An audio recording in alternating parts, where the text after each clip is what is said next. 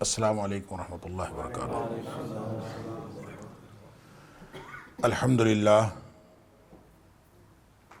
الحمدللہ وکفا وسلام علی عبادہ الذین اصطفیٰ، اشہد ان لا الہ الا اللہ وحدہ لا شریک لہ واشہد ان محمدا عبدہ ورسولہ صلی اللہ علیہ وآلہ وسلم۔ اللہم صلی علی محمد وعلی آل محمد کما صلیت علی ابراہیم وعلی آل ابراہیم انکا حمید مجید۔ اللہم بارک علی محمد وعلی آل محمد کما بارکت علی ابراہیم وعلی آل ابراہیم انکا حمید مجید۔ اما بعد فاعوذ باللہ السمیع العلیم من الشیطان الرجیم من حمزہ ونفخہ ونفثہ۔ بسم اللہ الرحمن الرحیم۔ قد افلح من تزکا وذکر اسم ربہ فصلی۔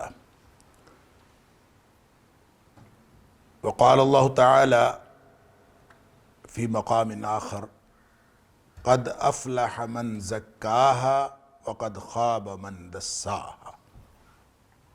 صدق اللہ العظیم۔ اللہ کریم نے مجھے اور آپ کو، ہم سب کو اس دنیا میں امتحان کے لیے بھیجا ہے، اور یہ امتحان بڑا جامع اور کمپریہنسو امتحان ہے، ہمہ وقت، ہمہ جہت اور لمحے لمحے کا امتحان۔ ہماری زندگی میں ایک بھی لمحہ زندگی ایسا نہیں ہے کہ ہم اس امتحان سے باہر ہوں۔ صرف 3 قسم کے لوگ نبی پاک صلی اللہ علیہ وآلہ وسلم نے فرمایا کہ ان کا امتحان نہیں لیا جا رہا ہوتا۔ رفع الاقلام عن 3 قسم کے لوگ ہیں جن کا امتحان نہیں ہو رہا ہوتا، باقی سارے انسانوں کا ہر لمحہ امتحان ہو رہا ہوتا ہے۔ اللہ اکبر۔ وہ 3 کون ہیں؟ ایک تو مجنون ہے جس کا دماغ چل گیا ہو، جس کے ہوش حواس نہ ہو، اور ایک چھوٹا بچہ ہے جو ابھی ہوش حواس کی عمر کو نہیں پہنچا، اور تیسرا النائم جو سویا ہوا ہو۔ وہ کہتے ہیں سویا اور مویا ایک برابر ہوتا ہے، اس کو بھی کوئی ہوش حواس نہیں ہوتا۔ یہ 3 کیفیات ہیں جب امتحان نہیں ہو رہا ہوتا، اور اگر ہم ان 3 کیفیات میں سے کسی کیفیت میں نہیں ہیں تو ہر لمحہ ہمارا امتحان ہو رہا۔ اور یہ جو امتحان ہے یہ ہے بھی بڑا سخت، اس قدر سخت کہ ہماری زبان سے کوئی ایک کلمہ نکلتا ہے تو اللہ کریم فرماتا ہے ما یلفظ من قول الا لدیہ رقیب عتید۔ جو بھی ایک کلمہ تمہاری زبان سے نکلتا ہے تو اس کو لکھنے والا فوراً اس کو تیار بیٹھا ہوتا ہے، اس کو لکھ لیتا ہے، وہ اللہ کے دربار میں پہنچ جاتا ہے۔ نبی اکرم صلی اللہ علیہ وآلہ وسلم نے فرمایا کہ بعض اوقات انسان کی زبان سے ایسا کلمہ نکلتا ہے جو اللہ کی ناراضگی کا کلمہ ہوتا ہے، اور انسان کو پرواہ بھی نہیں ہوتی کہ میں نے کیا کہا ہے، وہ کہہ بیٹھتا ہے۔ اللہ اکبر۔ وہ کلمہ جب اللہ کے دربار میں پہنچتا ہے تو اللہ تعالیٰ اس ایک کلمے کی وجہ سے اس کو جہنمی لکھ دیتا ہے۔ اللہ، اور اس کو پرواہ بھی نہیں ہوتی میں نے کیا کہا۔ اسی طرح بعض اوقات اس کی زبان سے ایسا کلمہ نکلتا ہے جو اللہ کی خوشنودی اور رضامندی کا کلمہ ہوتا ہے، اس ایک کلمے کی وجہ سے اللہ تعالیٰ اس کو جنتی لکھ دیتا۔ گویا یہ ایسا امتحان ہے کہ ہر لمحہ جنت اور جہنم کا فیصلہ ہو رہا ہوتا ہے، ہر لمحہ یا ہم جنت کے قریب ہو رہے ہیں یا ہم جہنم کے قریب ہو رہے ہیں۔ لیکن اس امتحان کے اندر صرف ظاہری اعمال شامل نہیں ہیں، اللہ کریم نے جو باطنی کیفیات انسان کی بنائی ہیں، انسان کا جو دل ہے، انسان کا جو دماغ ہے، جس کو قرآن نے نفس کہا ہے، جو باطنی کیفیات ہیں اور جو ظاہری اعمال ہیں، ان دونوں کا جو کمبینیشن ہے اس کا امتحان ہو رہا ہوتا ہے۔ ایسا نہیں ہے کہ اللہ کریم صرف ظاہر کو دیکھتا ہے یا شکلوں کو دیکھتا ہے، اللہ تعالیٰ باطن کی کیفیات کو بھی دیکھتا ہے۔ اس لیے نبی اکرم صلی اللہ علیہ وسلم نے جو فرمایا انما الاعمال بالنیات، ظاہری طور پر عمل جو ہے وہ بھی اہم ہے، لیکن اس عمل کی اصل اہمیت اس باطنی کیفیت پر منحصر ہے، جس باطنی کیفیت کے ساتھ وہ عمل سر انجام دینے کی کوشش کر رہا ہے یا جو اس نے ارادہ کیا، اس کو کہتے ہیں نیت۔ اور نیت دل کا فعل ہے، اور وہ کسی کو نظر نہیں آتا، وہ اندر ہے، وہ چھپا ہوا ہے، انسان کی ظاہری طور پر اعمال کے اندر وہ چیز شامل نہیں ہے، نیت اللہ کو معلوم ہے، اور ظاہری طور پر عمل وہی ہو جو ساری دنیا کر رہی ہے، نیت کا فرق ہو تو نتیجہ فرق ہے، اس کے نتیجے میں ایک کو کامیابی مل سکتی ہے، ایک کو ناکامی مل سکتی ہے، بظاہر عمل ایک جیسا۔ نبی اکرم صلی اللہ علیہ وسلم اس کی وضاحت فرمائی کہ وَإِنَّمَا لِكُلِّ امْرِئٍ مَّا نَوَىٰ، ہر شخص کو وہی چیز ملے گی جس کی اس نے نیت کی، جس نیت کے ساتھ اس نے عمل سر انجام دیا ہے وہ ملے گا۔ اب اس کی آپ نے پھر ایک اور وضاحت فرمائی، چونکہ موقع تھا ہجرت کا، اور کہتے ہیں کہ ایک شخص نے ہجرت کی تھی، نبی پاک صلی اللہ علیہ وسلم نے جب اہل ایمان کے ساتھ مکہ سے مدینہ منورہ ہجرت کی تو ہجرت پتہ ہے کتنا بڑا عمل ہے، اللہ اکبر۔ نبی پاک صلی اللہ علیہ وسلم فرمایا الہجرۃ تہدم ما کان قبلھا، ہجرت اتنا بڑا عمل ہے کہ اس سے پہلے کے سارے گناہ معاف ہو جاتے ہیں، صرف ہجرت کر لینے سے، اتنا بڑا عمل ہے۔ اور یہ عمل اس شخص نے بھی کیا، مکہ سے مدینہ منورہ وہ بھی آیا، لیکن اس کا مقصد کوئی اور تھا۔ پھر آپ نے فرمایا کہ فَمَنْ كَانَتْ هِجْرَتُهُ إِلَى اللَّهِ وَرَسُولِهِ فَهِجْرَتُهُ إِلَى اللَّهِ وَرَسُولِهِ، جس نے دل سے بھی یہ کیفیت رکھی ہوگی کہ میں اللہ اور اس کے رسول صلی اللہ علیہ وسلم کے لیے ہجرت کر رہا ہوں، فَهِجْرَتُهُ إِلَى اللَّهِ وَرَسُولِهِ، اس کی ہجرت اللہ اور اس کے رسول صلی اللہ علیہ وسلم کے کھاتے میں گنی جائے گی۔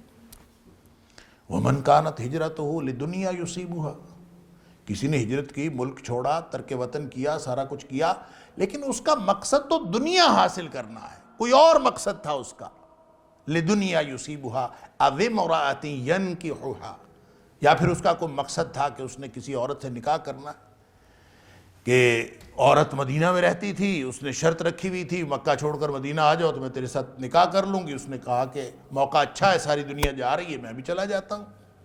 فَهِجْرَتُهُ إِلَى مَا هَاجَرَ إِلَيْهِ، جو اس کی باطنی کیفیت ہے نا، اس کے مطابق اس کا فیصلہ ہوگا کہ جس کے مقصد کے لیے اس نے ہجرت کی ہے، بظاہر عمل وہی ہے، لیکن جو باطنی طور پر اس کی جو کیفیت ہے وہ کاؤنٹ کی جائے گی کہ اس نے کس مقصد کے لیے کی، اسی کے مطابق اس کا فیصلہ ہوگا۔ ان اللہ تعالی لا ينظر الى صورکم ولا الى اموالکم، اللہ تمہاری صورتوں کو بھی نہیں دیکھتا، تمہارے مال و جائیداد کو بھی نہیں دیکھتا، یا ایک جگہ فرمایا الى صورکم ولا الى اجسامکم، تمہارے جسموں کو اور ظاہری تمہاری صورتوں کو نہیں دیکھتا، وَلَكِنْ يَنْظُرُ إِلَىٰ قُلُوبِكُمْ وَأَعْمَالِكُمْ، وہ تمہارے دلوں کی کیفیت، وہ دلوں کے حال جانتا ہے۔ إِنَّهُ عَلِيمٌ بِذَاتِ الصُّدُورِ، وہ سینوں کے اندر جو کچھ ہے وہ اس کو جانتا ہے، لہٰذا وہ اس کو دیکھتا ہے کہ اس نے کس مقصد کے لیے کیا ہے، لہٰذا باطن جب تک صاف نہ ہو، اور وہ ایک باطن میں کیا ہے، بہت ساری اصطلاحات استعمال کی جاتی ہیں، دل ہے، دماغ ہے، نفس ہے، روح ہے، اس طرح کی بہت ساری کیفیت، بہت ساری اصطلاحات استعمال ہوتی ہیں، اور اس پر پھر بہت ساری بحث لوگوں نے کی ہے کہ نفس کیا ہے، روح کیا ہے، قلب اور ذہن کیا، یہ ایک ہی چیز کے مختلف نام ہیں، یہ مختلف حیثیات ہیں۔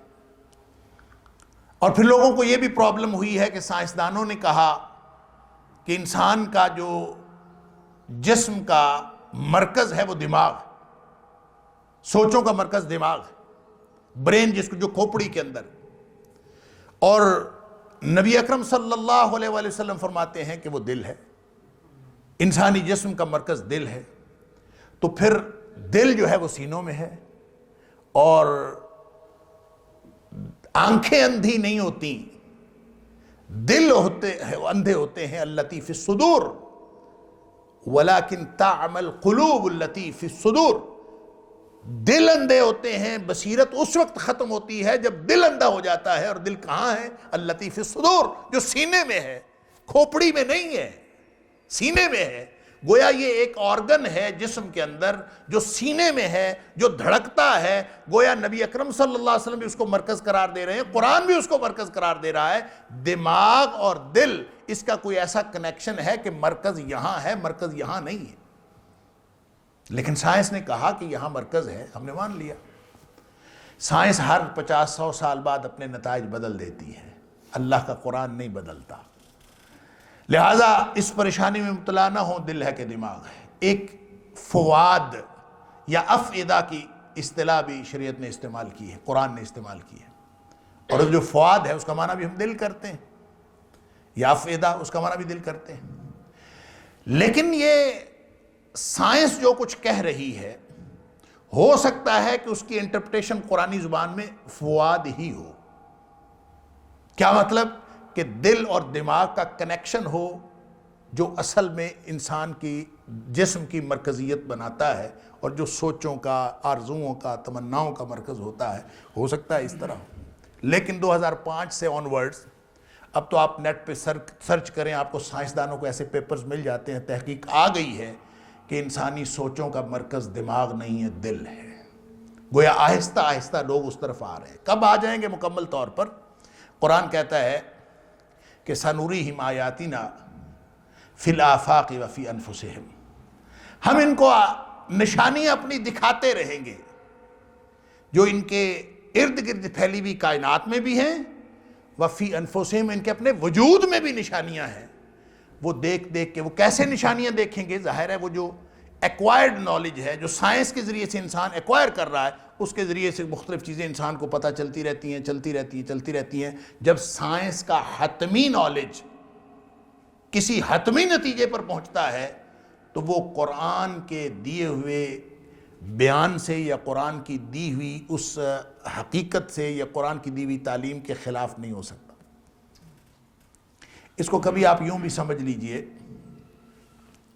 کہ جو قرآن کی آیات ہیں یہ اصل میں جملے ہیں نا، یہ تو زبان ہے، لکھی ہوئی ہے، جملے ہیں، فقرے ہیں۔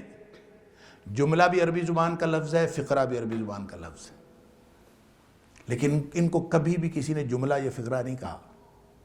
خود قرآن نے اس کو آیات کہا ہے۔ آیت کا معنی ہوتا ہے نشانی، تو اس کا مطلب ہے یہ جو جملے اور فقرے نہیں ہیں، یہ اللہ کی نشانیاں ہیں جو قرآن کے اندر ہیں، اور وہ بھی نشانیاں ہیں جو ارد گرد پھیلی ہوئی کائنات میں ہیں، جو اللہ نے نازل کی ہیں نشانیاں قرآن کے اندر، اور جو ارد گرد پھیلی ہوئی کائنات میں نشانیاں ہیں، ان دونوں کے اندر کوئی تضاد نہیں ہے۔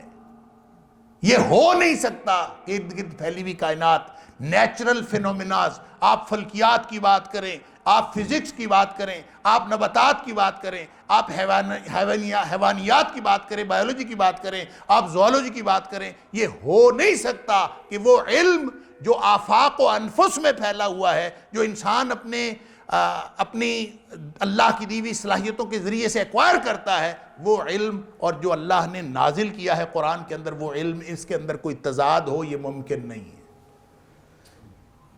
یہ ہماری علم کی کجی ہوگی جب ہمیں تضاد نظر آ رہا ہوگا، یہ ہمارے فہم کی کمی ہوگی جب ہمیں کوئی تضاد نظر آ رہا ہوگا۔ اللہ فرماتا ہے کہ جب یہ حتمی نالج پر پہنچیں گے، سنوریہم آیاتنا فی الآفاق وفی انفسہم، جب یہ ارد گرد پھیلی ہوئی کائنات اور نیچرل فینومیناز کے اندر وہ نشانیاں دیکھیں گے، حتی یتبین لہم انہ الحق، ان کے اوپر واضح ہو جائے گا کہ اللہ نے جو قرآن میں نازل کیا ہے یہی حق ہے، یہی وہ نشانیاں تھیں جو ارد گرد پھیلی ہوئی کائنات میں ہیں۔ لہٰذا جس طرح اللہ کے قرآن پر ایمان لانا فرض ہے، ارد گرد پھیلی ہوئی کائنات کی جو توحید کی نشانیاں ہیں ان پر ایمان لانا فرض، ان کے اندر کوئی تضاد نہیں۔ لہٰذا وہ نشانیاں اللہ تعالیٰ فرماتے ہیں ہم ان کو دکھائیں گے، اور پھر سائنس اس نتیجے پہ پہنچ چکی ہے۔ ویسے تو آج سے 20 سال یا 25 سال پہلے تو یہ بحث تھی، آج تو سائنس نے کہنا شروع کر دیا کہ مرکز دماغ نہیں ہے، دل۔ اور نبی پاک صلی اللہ علیہ وسلم نے تو واضح طور پر فرمایا کہ انسانی جسم کے اندر ایک لوتھڑا ہے، الا ان فی الجسد مضغہ، انسانی جسم کے اندر ایک لوتھڑا ہے، سبحان اللہ۔ وہ اگر لوتھڑا ٹھیک ہو جائے، اذا صلحت صلح الجسد کلہ، اگر وہ لوتھڑا ٹھیک ہو گیا تو سارا جسم ٹھیک ہو گیا، یعنی پورا انحصار اصلاح کا اس لوتھڑے کے اوپر ہے۔ اللہ اکبر۔ وَإِذَا فَسَدَتْ فَسَدَ الْجَسَدُ كُلُّهُ، اگر وہ لوتھڑا خراب ہو، اس میں بگاڑ پیدا ہو گیا تو سارے جسم میں بگاڑ پیدا ہو گیا۔ اور فرمایا الا وہی القلب، اور وہ لوتھڑا جو ہے وہ دل ہے، اس کی اصلاح کیجئے، وہ اگر صحیح ہو گیا تو سارا جسم ٹھیک ہو جائے گا۔ اس کا مطلب ہے پورے کے پورے جسم کے اعمال کا اور ظاہری جو بھی ہم زندگی گزار رہے ہیں اس کا ان اعمال کا جو انحصار ہے، جو انما الاعمال بالنیات فرمایا، اس کا اصل میں انحصار دل کی کیفیات پر ہے۔ دل میں کیا ہے؟ دل میں سوچیں بھی ہوتی ہیں، دل میں منصوبے بھی ہوتے ہیں، آرزویں بھی ہوتی ہیں، تمنائیں بھی ہوتی ہیں، پلاننگز ہوتی ہیں، اور ہم نے سوچ رکھا ہے کہ دل میں جو کچھ ہوتا ہے وہ تو لوگوں کو نظر نہیں آتا، اور دل میں تو جو آتا ہے وہ خیال ہی آتا ہے، تو اس لیے اس کا تو شاید کوئی پکڑ نہیں ہے اس کے اوپر۔ اور نبی پاک صلی اللہ علیہ وسلم سے بھی پوچھا گیا تھا کہ اللہ کے رسول صلی اللہ علیہ وسلم دل میں خیال آتے ہیں، مختلف طرح کے خیالات آتے ہیں، تو کیا اس پر کوئی پکڑ ہے؟ فرمایا نہیں، اس کے اوپر کوئی پکڑ نہیں ہے جب تک اس پہ اوپر عمل درآمد نہ کرو، اس کے اوپر پکڑ نہیں۔ تو ہم اس حدیث سے اور نبی پاک صلی اللہ علیہ وسلم کے اس فرمان سے اور ریلیکس ہو گئے، موجیں لگ گئیں، سوچ جو مرضی سوچیں، تفکر کا عمل جو مرضی کریں، آپ کے دل کے اندر جتنی مرضی آلودگی پڑی رہے، آپ کا خیال ہے صرف جب تک عمل نہ کیا جائے اس وقت تک کوئی مسئلہ نہیں ہے۔ نہیں بھائی، ایسا نہیں ہے۔ اللہ تعالیٰ نے قرآن میں فرمایا ان السمع والبصر والفؤاد کل اولئک کان عنہ مسئولا، جس طرح آنکھوں سے پوچھا جائے گا کیا دیکھا، جس طرح سماعتوں سے پوچھا جائے گا کیا سنا، اس طرح دل سے بھی پوچھا جائے گا کیا سوچا اور کیا اس میں آرزویں اور تمنائیں رکھی۔ آنکھوں کی اگر باز پرس ہے، سماعتوں کی باز پرس ہے، والفؤاد، تو دل کی بھی باز پرس ہے۔ کل اولئک کان عنہ مسئولا، سب کے بارے میں پوچھا جائے گا۔ تو قیامت والے دن یہ بھی پوچھا جائے گا کہ دل میں کیا تھا۔ یا پھر قرآن نے کہا وَإِن تُبْدُوا مَا فِي أَنفُسِكُمْ أَوْ تُخْفُوهُ يُحَاسِبْكُمْ بِهِ اللَّهُ، جو کچھ چھپا کے پھرتے ہو نا دل میں، اس کو ظاہر کرو چاہے چھپا کے رکھو، اللہ نے اس کا حساب لینا ہے۔ یحاسبکم بہ اللہ، اللہ نے اس کا حساب محاسبہ کرنا ہے۔ فرق یہ ہے نبی اکرم صلی اللہ علیہ وسلم کے فرمان میں اور ہمارے اللہ کے قرآن کی اس بات میں تطبیق یہ ہے کہ صرف وہ خیالات معاف ہیں جو غیر ارادی طور پر آ جائیں۔ وہ باتیں جو غیر ارادی طور پر دل میں آتی ہیں اور نکل جاتی ہیں، آپ کا ارادہ نہیں تھا، سوچ آ جاتی ہے، اس کو اگر انسان ظاہر نہ کرے، زبان پر نہ لائے، عمل نہ کرے، انشاءاللہ وہ معاف۔ لیکن ایک سوچ کی بھی ایک نوعیت ہے، ایک نیچر آف تھنکنگ وہ ہے جو سوچ کا ایک عمل ہے، تفکر کا ایک عمل ہے۔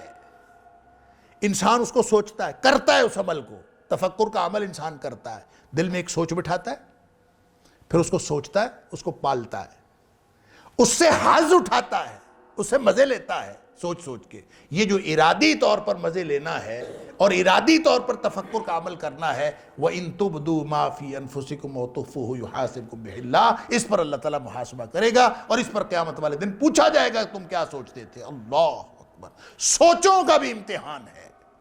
یہ نہیں ہو سکتا کہ آپ جو مرضی سوچتے رہیں۔ اللہ کریم نے اس کو ایک تو سوچوں کو اور دل کی آرزوؤں اور تمناؤں کو بھی بے لگام چھوڑنے کے لیے حکم نہیں دیا، بلکہ اس کو لگام ڈالنے کا حکم دیا۔ اور لگام ڈل جاتی ہے بڑی آسانی سے اگر انسان کو اپنے امتحان کے نتیجے کا خوف ہو، نتیجے کی فکر لگ جائے نا کہ امتحان کا نتیجہ نکلنے والا ہے، مجھ سے پوچھا جائے گا، میں کیا جواب دوں گا؟ وَأَمَّا مَنْ خَافَ مَقَامَ رَبِّهِ، جو شخص اللہ کے سامنے کھڑا ہونے سے ڈر گیا۔ اب وہ ڈر کس بات کا ہے؟ یہی ہے کہ اللہ مجھ سے پوچھے گا۔ اللہ نے اگر پوچھ لیا کیا سنا تھا، کیا سوچا تھا، کیا بولا تھا، زبان نے کیا کہا تھا، ساری جو صلاحیتیں دی تھی اس میں ایک تفکر کی قوت بھی تھی۔ تفکر کیا کیا تھا، عمل کیا کیا تھا، دل میں کیا پالا تھا، دل میں تھا کیا تمہارے؟ اللہ اکبر۔ اگر اس نے پوچھ لیا تو کیا بنے گا؟ جس کو یہ خوف لاحق ہو گیا تو اس کا لازمی نتیجہ پتہ کیا نکلتا ہے؟ وَنَهَا النَّفْسَ عَنِ الْهَوَىٰ، وہ پھر اپنے نفس کو لگام دے دیتا کہ نہ بھائی دل کرتا ہے میں یہ بھی کروں میں وہ بھی کروں، وہ پھر اس کو روک لیتا ہے کہ نہیں میں تیری مرضی نہیں کر سکتا، کیوں؟ کہ میں نے کل کو اللہ کو جواب دینا ہے۔ لہٰذا وہ دل کی ساری آلودگیاں اس کو انسان نکالتا ہے۔ اس کو دل کے اندر اگر کوئی آلودگی پڑی بھی ہو تو ایک تو یہ کہ اس کا امتحان ہے، اور دوسرا یہ کہ انسان کا عمل ٹھیک ہو ہی نہیں سکتا جب تک دل صاف نہ ہو، کیونکہ سارے اعمال کا دار و مدار قلبی کیفیات کے اوپر۔ کبھی یہ نہیں ممکن، دیکھیں آپ کے جو اللہ نے جو بھی صلاحیتیں دی ہیں، ہر چیز کا ایک اثر ہوتا ہے، اور وہ اثر کہاں ہے؟ ظاہری اعمال جو کچھ ہم سر انجام دے رہے ہیں، ہاتھوں سے، پاؤں سے، آنکھوں سے، یہ کانوں سے، جو بھی عمل سر انجام دیتے ہیں، ان سب کا اثر دل پر ہو رہا ہوتا ہے۔ جب اللہ نے دل بنایا تھا نا، اللہ نے صاف دل بنایا تھا، ایک سٹینڈرڈ پہ بنایا تھا، کل مولود یولد علی الفطرہ، اللہ تعالیٰ نے ایک سٹینڈرڈ پہ ایک خاص سٹینڈرڈ دیا تھا، یہ بھی دل ہے تمہارا۔ اب اس کو انسان آلودہ کرتا ہے یہاں دنیا میں آ کے، اس میں قد افلح من زکاہا وقد خاب من دساہا، جس نے اس کو پاک رکھا وہ کامیاب ہو گیا، وقد خاب من دساہا نامراد وہ ہوتا ہے جو اس دل کو آلودہ کر بیٹھتا ہے۔ یہ جو دساہا ہے نا، اس کے دو معنی ہیں، ایک تو ہے اس کو آلودہ کر لینا، اس کو خراب کر لینا، گدلا کر لینا، سوچوں کی آلودگیاں آ گئیں، گندا کر لیا، بالکل اسی طرح جیسے آپ برتن پڑا ہوتا ہے تو برتن کو صاف کر لیتے ہیں تو وہ چمک اٹھتا ہے، اور برتن کے اندر کوئی گندگی آ جاتی ہے تو وہ آلودہ ہو جاتا ہے، بالکل اس طرح سے دل۔ اللہ اکبر۔ امام غزالی علیہ الرحمہ کہتے ہیں کہ جو تزکیہ نفس ہے نا، اس کے 3 مراحل ہیں۔ وہ کہتے ہیں سب سے پہلا مرحلہ ہے تخلیہ نفس۔ تخلیہ نفس کا مطلب ہے کہ پہلے اس کو خالی تو کریں، اگر اس کے اندر گند پڑا ہوا ہے، غیر اللہ کی محبت پڑی ہوئی ہے، دنیا کی محبت پڑی ہوئی ہے، آلودگیاں دنیا کی پڑی ہوئی ہیں، گندی آرزویں تمنائیں پڑی ہوئی ہیں، اگر وہ سارا کچھ پڑا ہوا ہے، اس میں اللہ کا خوف آ کیسے سکتا ہے؟ اس میں للہیت کیسے آ سکتی ہے؟ اس میں پاکیزگی کیسے آ سکتی ہے؟ پہلے اس کو خالی تو کریں۔ اور جب آپ اس کو خالی کرتے ہیں تو جب آپ کسی برتن کو خالی کر لیں تو بھی وہ صاف ستھرا تو نہیں ہوتا۔ تخلیہ کر بھی لیں، کسی برتن کے اندر کوئی گندگی پڑی ہوئی ہے، آپ نے اس کو الٹا دیا، پھینک دی، خالی تو ہو گیا ہے لیکن وہ ابھی صاف نہیں ہوا۔ اس کو صاف کرنے کے لیے وہ کہتے ہیں اگلا مرحلہ ہے تجلیہ نفس، اس کو جلا بخشیں، اس کو چمکائیں، اس کو منجن لگائیں، اس کو اندر باہر سے صاف کریں۔ جب تک وہ صاف نہیں ہوگا وہ اوصاف حمیدہ کو قبول کرنے کے لیے تیار ہی نہیں ہوتا۔ کب تیار ہوتا ہے دل؟ دل میں آلودگیاں پڑی ہوئی ہوں، یہ کبھی نصیحت قبول کرنے کے لیے تیار نہیں ہوتا، کبھی سوچا ہے، کبھی دیکھا ہے؟ سارے معاملات دل کے اوپر ہوتے ہیں، اور دل آلودہ ہو جائے نا تو دل نصیحت قبول کرنے سے انکار کر دیتا ہے۔ بچے گپ شپ کر رہے ہوں، آپ اس کا عملی مظاہرہ کر لیں کہ بچے جب گپ شپ کر رہے ہوتے ہیں تو ان کو کوئی نصیحت کریں تو ان کا رویہ کیا ہوتا ہے؟ بچے اپنی کھیل میں، کود میں، اپنے گپ شپ میں، اپنے شغل میلے میں بچے لگے ہوئے ہوں، اس وقت آپ ان کو نصیحت کریں تو ان کا رویہ کیا ہوتا ہے؟ اور جب بچے نماز پڑھ کے بیٹھے ہوں تو آپ اس وقت نصیحت کریں تو ان کا رویہ کیا ہوتا ہے؟ یہ فرق ہے، آپ کو سمجھ آئے گی کہ نماز کے بعد دل نرم ہوا ہوتا ہے، اس نماز کے عمل کا دل پر اثر ہوتا ہے، اور جب آپ شغل میلے میں دنیاوی کاموں میں پڑے ہوتے ہیں تو اس کا بھی ایک اثر ہوتا ہے، اس وقت نصیحت کا اثر اور طرح کا ہے، اور جب نماز پڑھ کے کرتے ہیں تو اس وقت نصیحت کا اثر اور طرح کا ہے۔ گویا ہر عمل کا اثر دل پر ہو رہا ہوتا ہے۔ آپ جو دیکھتے ہیں، آپ جو بولتے ہیں، آپ جو سنتے ہیں، اثر بیچارے دل پر ہوتا ہے۔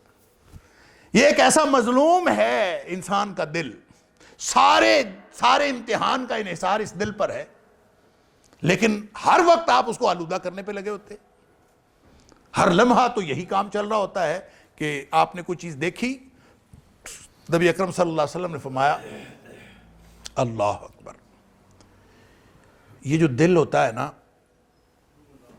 کوئی ایک گناہ انسان کر بیٹھتا ہے تو اس سے دل پر سیاہ نقطہ لگ جاتا ہے۔ اللہ اکبر، کوئی بھی اذا اذنب ذنبا، کوئی ایک گناہ کرتا ہے انسان، کانت لہ نقطۃ سوداء فی قلبہ، اس کے دل کے اوپر سیاہ نقطہ لگ جاتا۔ چاہ اب ہمیں نہیں پتا، ہم نے تو کوئی کام کیا تھا، دیکھا تھا، سنا تھا، ہاتھ سے یہ تو عمل کیا تھا نا، گناہ کیا، دل پر سیاہ نقطہ لگ گیا۔ اگر تو اس کے بعد کوئی جلا بخشنے والا کام کر دیا، اس کو صاف کرنے والا کوئی نیکی کی، تو وہ دل صاف ہو جاتا ہے، نقطہ صاف ہو جاتا ہے۔ اور اگر کوئی نیکی نہیں کی اور گناہ کر بیٹھا تو ایک نقطہ اور لگ جاتا ہے، پھر کوئی اور گناہ کیا تو ایک نقطہ اور لگ جاتا ہے، کرتے کرتے پورا دل سیاہ ہو جاتا ہے۔ اللہ اکبر۔ یا پھر نبی کریم صلی اللہ علیہ وسلم نے فرمایا جو شخص ایک جمعہ جان بوجھ کے چھوڑ دیتا ہے، اس کا 1/3 دل سیاہ ہو جاتا ہے۔ اس نے دوسرا جمعہ جان بوجھ کے چھوڑا، 2/3 دل سیاہ ہو گیا۔ تیسرا جمعہ چھوڑا، پورے کا پورا دل سیاہ ہو گیا۔ گناہ کرتا گیا، دل سیاہ ہوتا گیا۔ ہوا کیا پھر؟ فرمایا جب پورا دل سیاہ ہو جاتا ہے، فرمایا ذالک الرین، یہ وہی زنگ ہے جو اللہ کریم نے فرمایا کلا بل ران علی قلوبہم بما کانوا یکسبون، ان کے کرتوتوں کی وجہ سے ان کے دل زنگ آلود ہو گئے، دل کٹھور ہو گئے۔ اور دل پر زنگ لگتا ہے انسان کے اعمال کی وجہ سے، جو کچھ انسان کرتا ہے اس سے دل کو زنگ لگ رہا ہوتا ہے۔ اور جب دل زنگ آلود ہوتا ہے تو اس کی کیفیت پتہ کیا ہوتی ہے؟ دل سخت ہو جاتا ہے۔ ظاہری طور پر آپ نے جانچنا ہو کہ آپ کا دل کیسا ہے۔ رحمت والا دل نرم ہوتا ہے، لعنت والا دل سخت ہوتا ہے۔ جس دل پر اللہ کی رحمت ہوتی ہے اس کے اندر نرمی ہوتی ہے، اور جس دل پر اللہ کی لعنت ہو جاتی ہے پہلی نشانی اس کی یہ ہے کہ اس کا دل سخت ہو جاتا ہے۔ اللہ اکبر۔ فَبِمَا نَقْضِهِمْ مِيثَاقَهُمْ لَعَنَّاهُمْ، بنی اسرائیل نے وعدے توڑے، ہم نے ان کے اوپر لعنت کر دی۔ وَجَعَلْنَا قُلُوبَهُمْ قَاسِيَةً، پہلا اثر یہ ہوا کہ ان کے دل سخت ہو۔ جب لعنت ہوتی ہے تو دل سخت ہو جاتا ہے۔ اللہ اکبر۔ فَهِيَ كَالْحِجَارَةِ، دوسری جگہ فرمایا یہ پتھروں کی طرح ہو گئے، او اشد قسوہ، بلکہ پتھروں سے بھی زیادہ سخت۔ پتھر کے اندر نرمی ہوتی ہے اور لعنتی دل کے اندر نرمی نہیں ہوتی۔ یعنی دل جس کے اوپر لعنت ہوئی ہو وہ زیادہ سخت ہوتا۔ لوگ کہتے ہیں رونا نہیں آتا، نماز پڑھتے ہیں، دعا کرتے ہیں، رونا نہیں آتا۔ کعبۃ اللہ میں بیٹھے ہوتے ہیں، رونا نہیں آتا۔ اس بات پر روئیں کہ دل سخت ہو گیا ہے۔ دل کی نرمی رحمت کی علامت ہے اور دل کی سختی لعنت کی علامت ہے۔ اب یہ آپ بڑے بڑے وعدے توڑیں تو بھی دل سخت ہوتا ہے، آپ چھوٹی چھوٹی نافرمانیاں کریں تو بھی دل سخت ہوتا ہے۔ نبی اکرم صلی اللہ علیہ وسلم نے فرمایا، مثال کے طور پر ترمذی شریف کی حدیث ہے، نبی اکرم صلی اللہ علیہ وسلم نے فرمایا یہ جو گپ شپ میں بیٹھے رہتے ہیں نا، اللہ اکبر، گپیں بیٹھے ہیں، ہانک رہے ہیں، گپیں، گفتگو چل رہی ہے، چاہے بڑے بابے بیٹھے ہیں، چاہے چھوٹے، چاہے نوجوان، جو بھی۔ فرمایا لا تکثر الکلام بغیر ذکر اللہ، لوگو ایسی گفتگو، ایسی گپ شپ، لمبی لمبی گفتگو وہ نہ کیا کرو بغیر ذکر اللہ، بغیر ذکر اللہ جس میں اللہ کا ذکر نہ ہو، ایسا نہ کیا کرو۔ کیوں؟ اس لیے نہ کیا کرو کہ ان کثرت الکلام بغیر ذکر اللہ قسوۃ للقلب، وہ جو گفتگو اس طرح کی ہوتی ہے جس میں اللہ کا ذکر نہیں ہے، وہ گپ شپ ہو، وہ دنیا کی باتیں ہوں، وہ کاروبار کی باتیں ہوں، وہ جو مرضی، جس میں اللہ کا ذکر نہیں، وہ گھر کے معاملے ہیں جو بھی چلتے رہتے ہیں، اللہ کی یاد کے بغیر جو کثرت کلام ہوتا ہے، فرمایا وہ دل کی سختی کا باعث بنتا ہے۔ وَإِنَّ أَبْعَدَ اللَّهِ القلب القاسی، القلب القاسی، اور اللہ کی لعنت اس شخص پر ہوتی ہے جو اللہ سے سب سے زیادہ دور ہوتا ہے، وہ سخت دل والا ہوتا ہے۔ اس کا مطلب یہ ہے کہ ہم جو چھوٹی چھوٹی گپ شپ کر رہے ہوتے ہیں، ہماری تو زندگی اس طرح سے گزر رہی ہے۔ ذکر تو ہوتا ہے تھوڑا بہت نماز کے وقت، وہ بھی جس کو اللہ توفیق دیتا ہے، اس کے بعد سمجھتے ہیں کہ اب تو ضرورت ہی نہیں، اگلی نماز آئے گی دیکھا جائے گا۔ درمیان میں کوئی اللہ کی یاد نہیں، کوئی اللہ کا ذکر نہیں، لطیفے چل رہے ہیں، گپ شپ چل رہی ہے، گھر بات معاملات، اس سے دل کی سختی بڑھ رہی ہے۔ اللہ اکبر، ان کثرت الکلام بغیر ذکر اللہ قسوۃ للقلب، یہ دل کی سختی ہے، اور جس کا دل سخت ہو گیا وہ ابعد الناس من اللہ، وہ اللہ سے سب سے زیادہ دور لوگوں میں سے وہ ہوتا ہے۔ اور ابعد کا مطلب ہوتا ہے رحمت سے دوری، اور جو رحمت سے دوری ہوتی ہے وہ لعنت ہوتی ہے۔ تو سب سے زیادہ دور اللہ کی رحمت سے وہ کون ہوتا ہے؟ القلب القاسی، سخت دل والا ہوتا ہے۔ اب میں اور آپ، ہم کا سب جو زندگی گزار رہے ہیں، اس میں لمحہ لمحہ ہم دل کی سختی کا انتظام کر رہے ہیں، ہر چیز دل پر اثر کر رہی ہے۔ لیکن سب سے زیادہ جو چیز دل پر اثر کرتی ہے نا، جو دل کو سخت بناتی ہے، وہ آنکھ اور زبان کا عمل۔ انسان کسی چیز کو دیکھے، نبی کریم صلی اللہ علیہ وسلم فرمایا یہ جو نظر ہے نا، سہم من سہام الشیطان، یہ شیطان کے تیروں میں سے ایک تیر ہے۔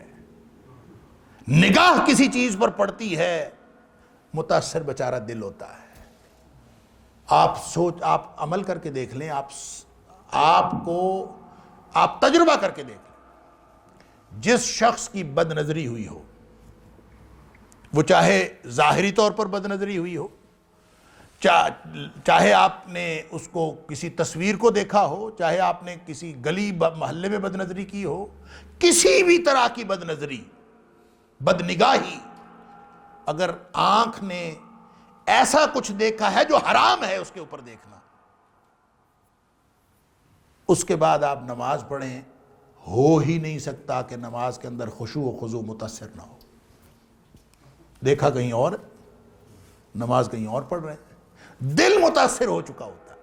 یہ ہو نہیں سکتا کہ انسان آ کے اس کے بعد عبادت کرے، اس کی عبادت میں خشوع و خضوع کا وہ لیول اور وہ سطح قائم رہے جو اس سے پہلے تھی۔ کیوں؟ اس لیے کہ جب آپ نے بد نگاہی کی، نگاہ پڑی، وہ شیطان کے تیروں میں سے تیر ہے، اس کا پہلا وار جو ہے اپنے دل پر چلتا ہے، بس حالات خراب ہو جاتے ہیں۔ جب حالات خراب ہوتے ہیں، اچھا جی پھسلن ہے، اللہ معاف کرے، آپ اگر پھسلتے چلے جائیں، جس دن آپ کو دل کی سختی محسوس ہونا بند ہو جائے، دل کی سختی ہو، دل آلودہ ہو رہا ہو، اور اس کا احساس بھی ختم ہو جائے کہ میرا دل آلودہ ہو رہا ہے، اگر تو نقطہ لگا، سیاہ نقطہ، احساس ہو گیا، آپ نے اس کے بعد نیکی کی، اللہ سے توبہ کی، نقطے مٹ گئے، صاف ہو گئے۔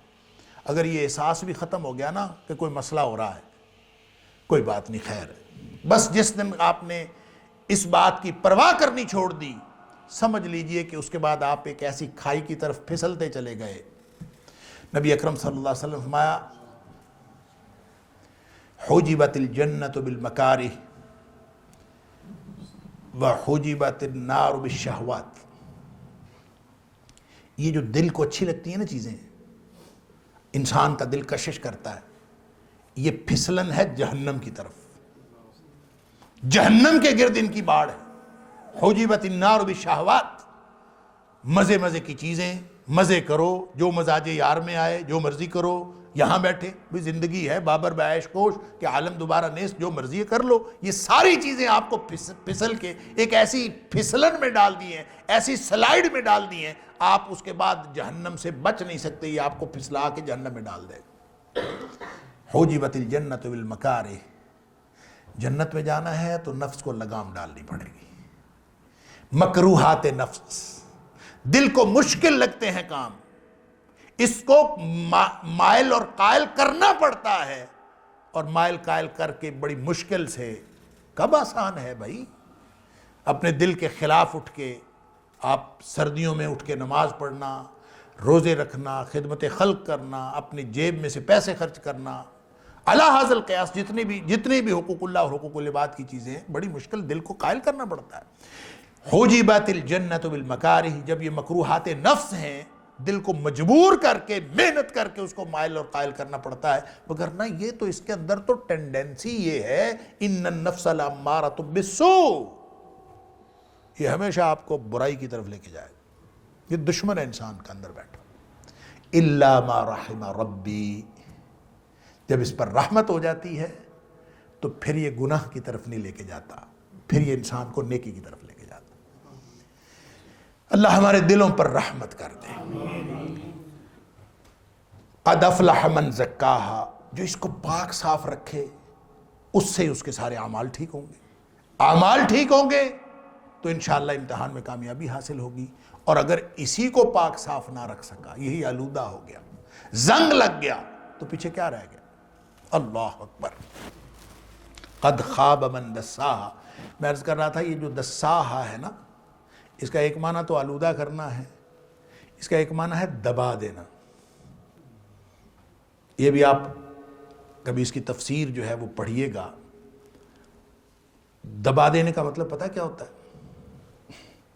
دبا دینے کا مطلب یہ ہوتا ہے کہ دل جس بات کو بھی کرے آپ نے اس کی بات نہیں ماننی، آپ نے اس کی ہر خواہش کو دبا دینا۔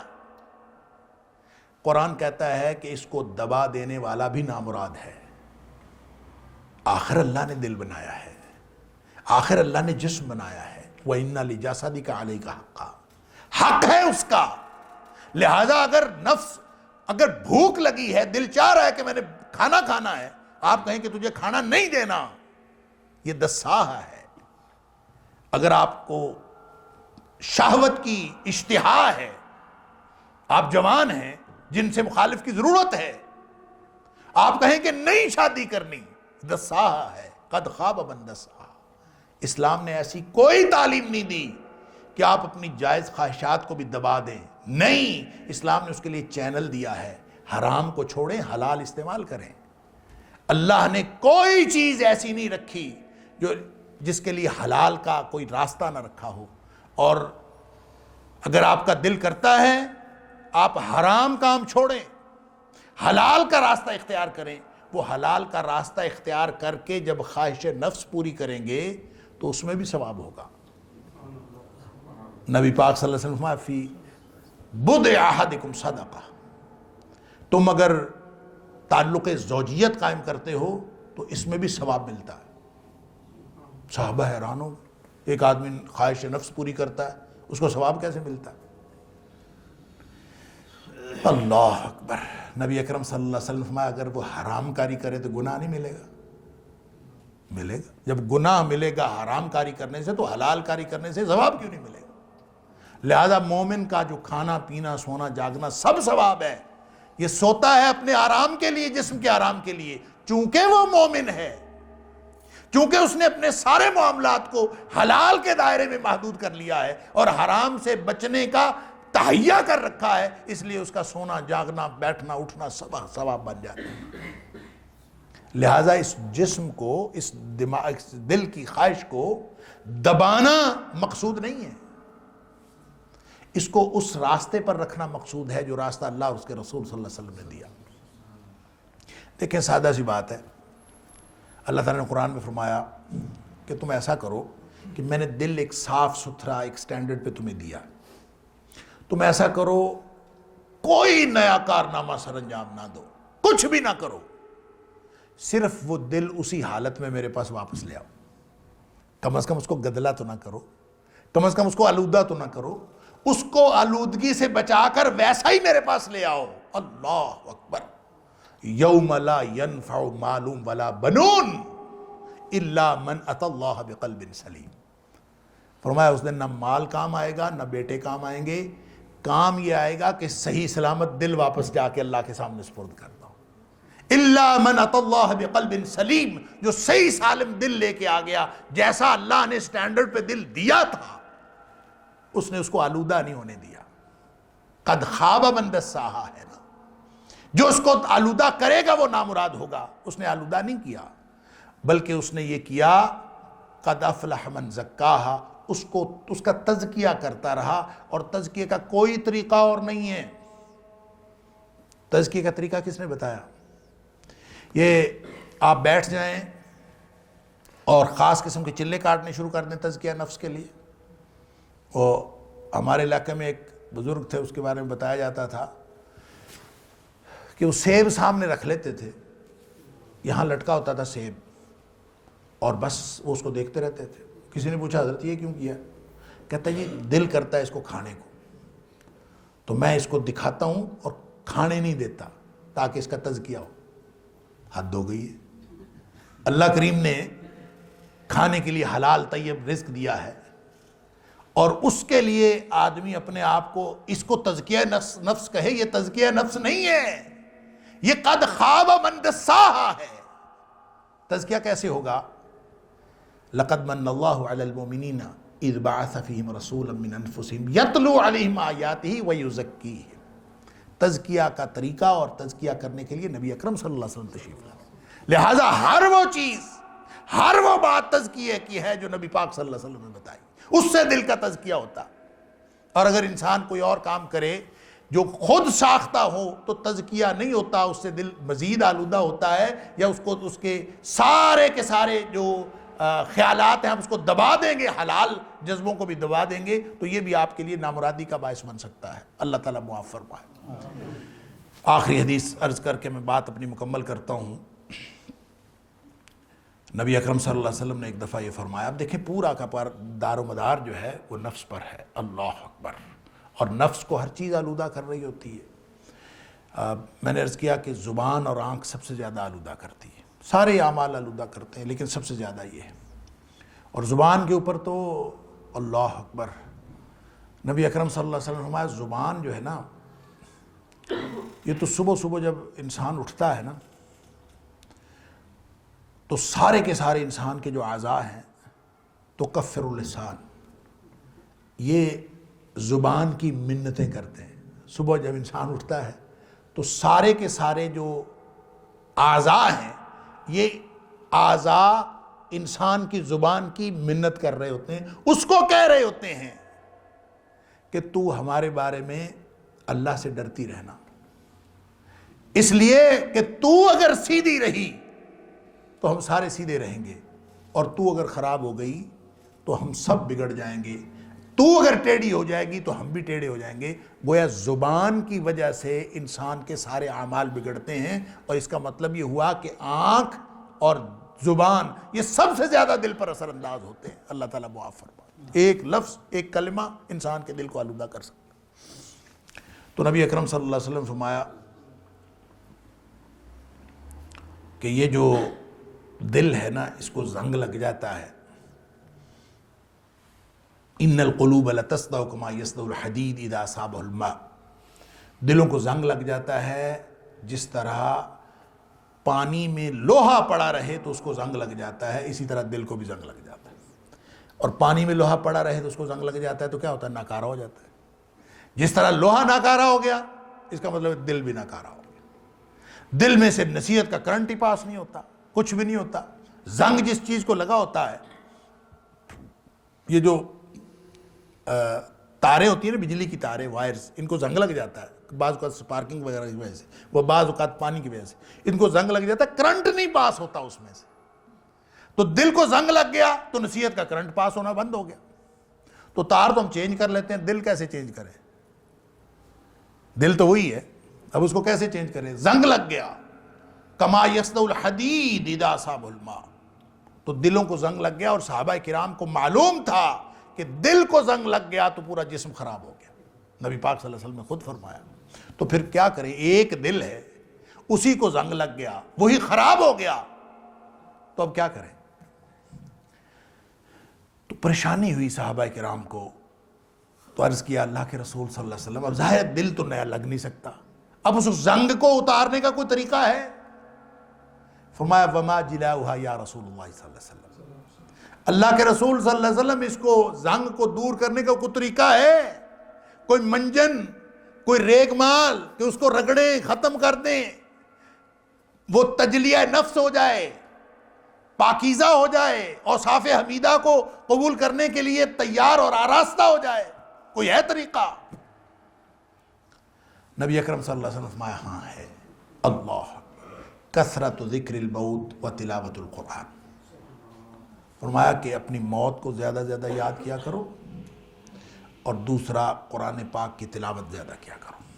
یہ دو باتیں اگر کی جائیں تو دلوں کا زنگ اترتا ہے۔ ہم گھروں میں موت کی بات کر لینا، یا کوئی بچہ موت کی بات کر، اس کو کہتے ہیں نا اس طرح کی بات نہیں کرتے ہیں، موت کی بات۔ قرآن پڑھنا ہے کہ نہیں پڑھنا یہ ایک الگ معاملہ ہے۔ موت کا تذکرہ ہو جائے گھر میں، اس کو چپ کرا دے، نا اس طرح کی بات نہیں، تیرے سے کوئی اچھی بات نہیں ہوتی۔ نبی پاک صلی اللہ علیہ وسلم فرما رہے ہیں دل کا زنگ اترتا ہے اس سے۔ گپیں ہانکتے رہیں، ہمیشہ کرتے رہیں، وہ اس سے کوئی حرج نہیں۔ جو ہی موت کا ذکر، نا اس طرح کی بات نہیں کرنی، حالانکہ اس سے دل کا زنگ اترتا۔ تو دیکھیں، ایک تو موت کا تذکرہ ہمیشہ کرتے رہا کریں، یاد کرنا اور اس کا تذکرہ کرنا، دونوں سے دل کا زنگ اترتا۔ اپنے بچوں کو سکھائیں کسی بھی وقت میری موت آ سکتی ہے، کسی بھی وقت آپ کی موت آ سکتی ہے، موت آئے گی، ہم نے قبر میں جانا ہے، اللہ نے ہم سے سوالات کرنے ہیں، ہمیں جواب دینا ہے اپنے اعمال کا۔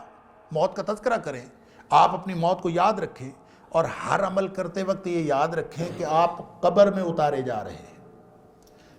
وہ وقت یاد کریں کہ آپ کو قبر میں اتارا جا رہا ہے۔ اور اگر آپ یہ یاد کر کے کوئی بھی عمل کریں گے، آپ نماز پڑھ رہے ہیں، آپ ذکر کر رہے ہیں اللہ کا، ہمارے بڑے پرابلم ہیں۔ ہم سمجھتے ہیں کہ بچی کی شادی کرنی ہے، بیٹے کا کاروبار ہونا ہے، فلاں مسئلہ ہے، فلاں مسئلہ ہے، ہم سمجھتے ہیں نماز پڑھنے سے وہ مسئلہ حل ہو جائے گا، ذکر کرنے سے ہم وہ مسئلہ حل کر لیتے ہیں، فلاں ذکر کر لو کاروبار میں جو ہے وہ فراخی ہو جائے گی، فلاں ذکر کر لو مصیبتیں دور ہو جائیں گی، فلاں ذکر کر۔ مصیبت تو یہ ہے کہ ان ذکر اذکار سے اور نیکیوں سے بھی ہم جو فائدہ لینا چاہ رہے ہوتے ہیں وہ بھی دنیا کا فائدہ ہے۔ کتنا بڑا مسئلہ۔ اور اب اگر آپ وہی ذکر کریں، وہی نماز پڑھیں، اور یہ سوچ کر پڑھیں کہ جو میں اللہ اکبر کہہ رہا ہوں، یہ جو میں سبحان اللہ کہہ رہا ہوں، یہ جو مجھے اللہ نے نماز پڑھنے کی توفیق عطا فرمائی ہے، جو میں اللہ کے سامنے سبحانک اللہم کہہ رہا ہوں، تو اللہ جس وقت مجھے قبر میں اتارا جا رہا ہوگا مجھے وہاں اس کا فائدہ ہونا چاہیے۔ اللہ مجھے ان اعمال کی توفیق دے جو میری موت کے وقت مجھے فائدہ دے، جو قبر میں میرے ساتھی ہوں، جہاں مجھ سے اللہ اکبر نہیں کہا جائے گا، آج یہاں کہنے کی توفیق ہے، وہاں مجھ سے سبحان اللہ نہیں کہا جائے گا، یہاں میرے پاس توفیق ہے، میں زیادہ زیادہ کہہ لوں تاکہ قبر میں میرے کام آئے۔ یہ ہے کثرت و ذکر الموت۔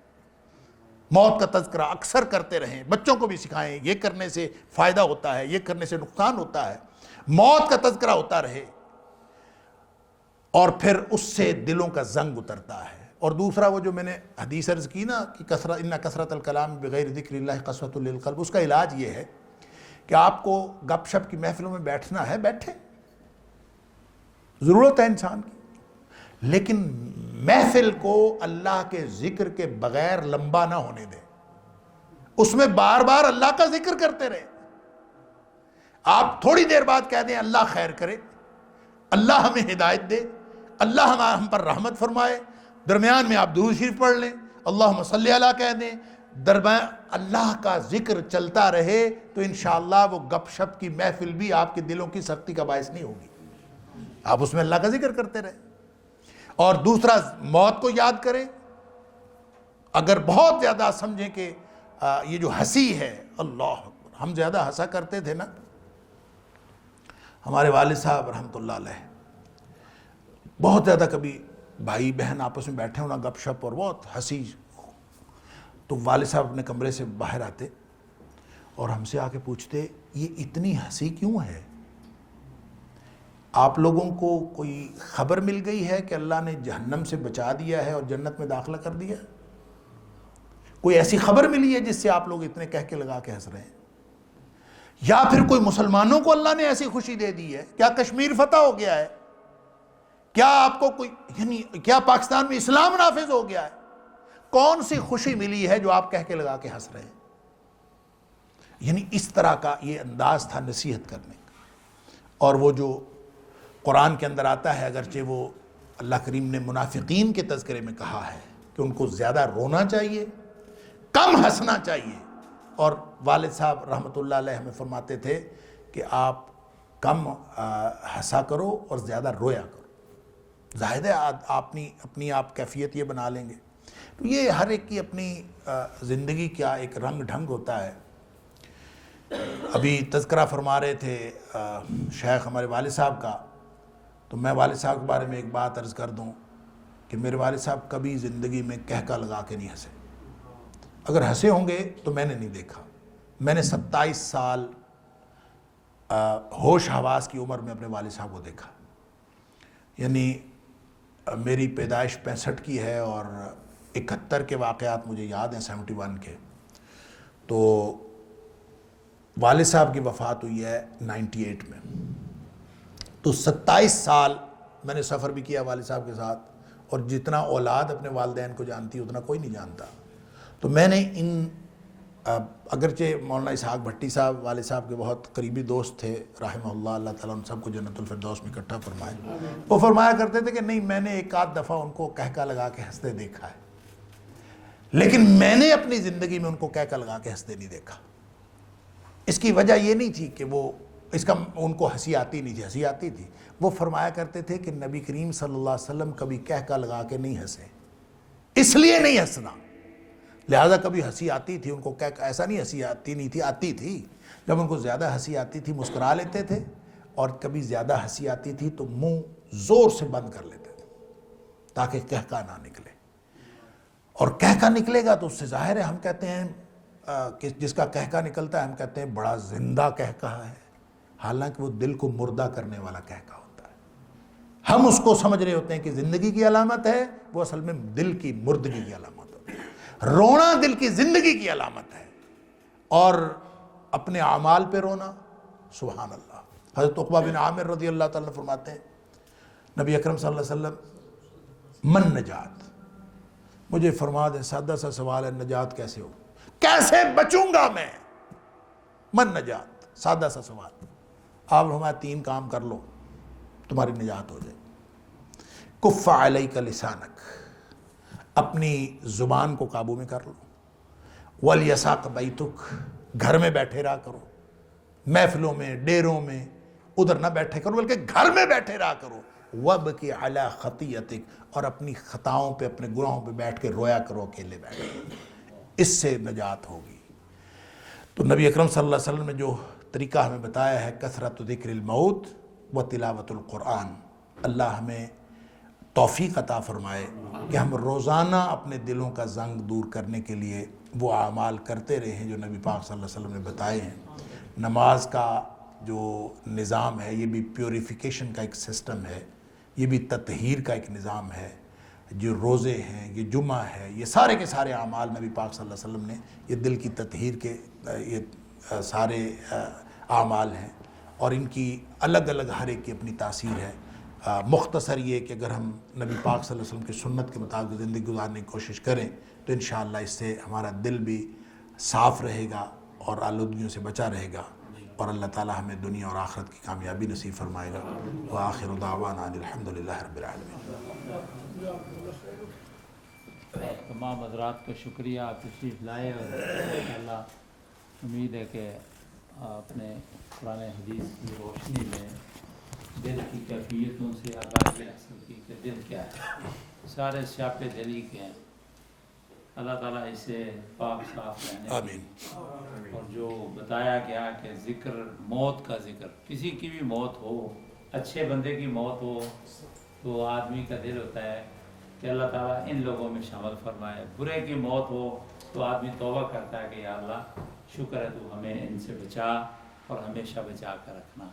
تو یہ، اور گھر میں انہوں نے بھی ذکر کیا کہ واقعی آدمی اپنی محفل میں بیٹھا ہو نا، اپنے بچوں کے اندر، اپنے گھر والوں کے ساتھ، تو کبھی کبھی اللہ کا نام، بھائی کسی سے کہہ دیا بھائی عطیہ سناؤ گے، قل هو اللہ سنا دو، اچھا اشہد ان لا الہ الا اللہ اشہد ان محمد رسول اللہ، اب تھوڑا سا ٹانکا لگا دینا چاہیے، اور ہو سکتا ہے اللہ تعالیٰ اسی وجہ سے ہمارے انتظار فرمائے۔ حضرت پروفیسر ڈاکٹر حماد لکھوی صاحب یہ پنجاب یونیورسٹی کے شعبہ اسلامیات کے ڈین ہیں، سربراہ ہیں، اور خاندانی طور پر جیسے میں نے آپ کو